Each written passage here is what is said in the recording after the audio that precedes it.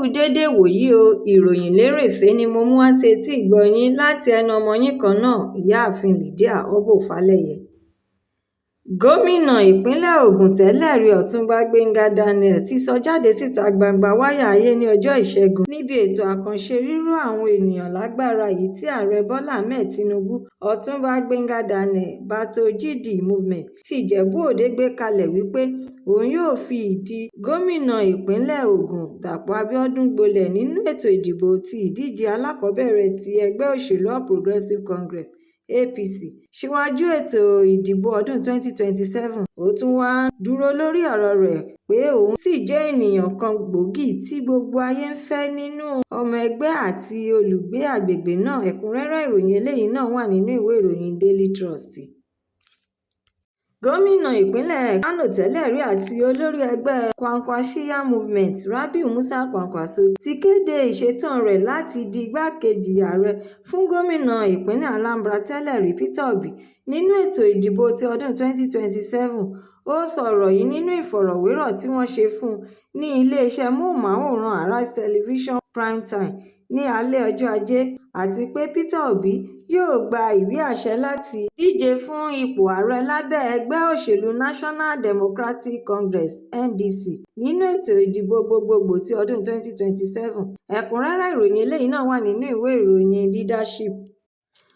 Olùdíje fún ipò gómìnà lábẹ́ ẹgbẹ́ òṣèlú All Progressives Congress (APC) nínú ètò ìdìbò ìpínlẹ̀ Ọ̀ṣun tó ń bọ̀ lọ́nà, Bọ́lá Oyèbámíjí, ní ọjọ́ Ìṣẹ́gun ti mú ìlérí rẹ̀ ṣẹ nípa fífún akẹ́kọ̀ọ́ ilé ẹ̀kọ́ gíga Ládòkè Akíntọ́lá Yunifásítì ti Tẹkinọ́lọ́jì tí ó dára jùlọ Olúgbénga Ọládèjì ní ẹ̀bùn owó sọ̀wédowó tí ó tó mílíọ̀nù kan náírà (1 million naira) níbi ayẹyẹ ìkẹ́kọ̀ọ́gboyè ẹlẹ́ẹ̀kejìdínlógún 18th irú rẹ̀ ti ilé ẹ̀kọ́ náà. Ẹ̀kúnrẹ́rẹ́ ìròyìn eléyìí náà tún wà nínú ìwé ìròyìn Punch.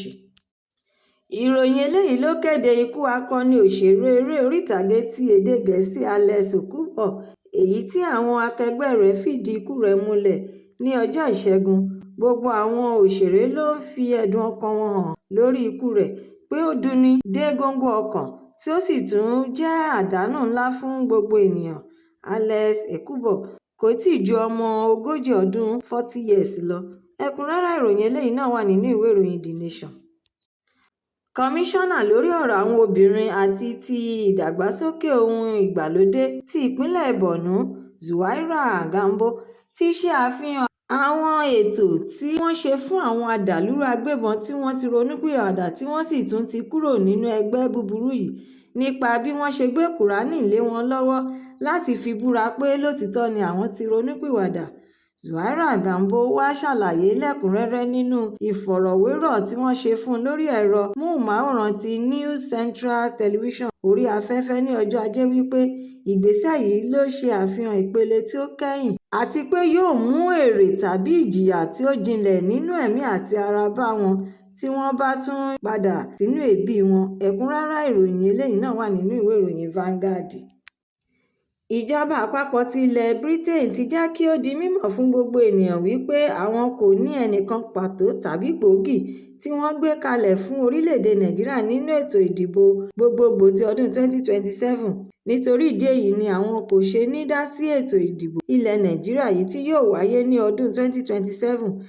British Deputy High Commissioner sí Nàìjíríà Gil Liver ló sọ̀rọ̀ yìí di mímọ̀ nígbà tí ó lọ ṣe àbẹ̀wò sí gómìnà ìpínlẹ̀ Kwara àti alága Nigeria Governors Forum Abdulrahman Abdulrazak ní ilé ìjọba ti ìpínlẹ̀ ní ìlú Ìlọrin. Ẹ̀kúnrẹ́rẹ́ ìròyìn eléyìí náà tún wà nínú ìwé ìròyìn The Sun.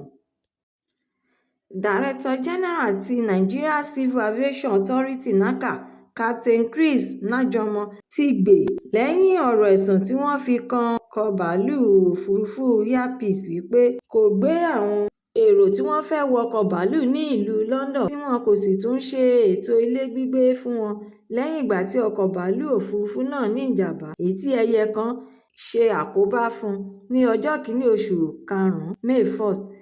Najomo sọ pé kò sí ohun tó jọ ìròyìn náà rárá nítorí pé ìròyìn náà jẹ́ àṣìgbọ́ àti pé kò sí ẹnìkan tí ọkọ̀ bàálù náà já sílẹ̀. ó sọ̀rọ̀ yìí fún àwọn akọ̀ròyìn nígbà tí ó ń bá àwọn ọ̀gálọ́gàá sọ̀rọ̀ lórí ẹ̀rọ ìgbàlódé ní Muritala Muhammed International Airport ti ìpínlẹ̀ Èkó lánàá òde yìí. Ẹ̀kúnrẹ́rẹ́ ìròyìn eléyìí náà wà nínú ìwé ìròyìn This Day.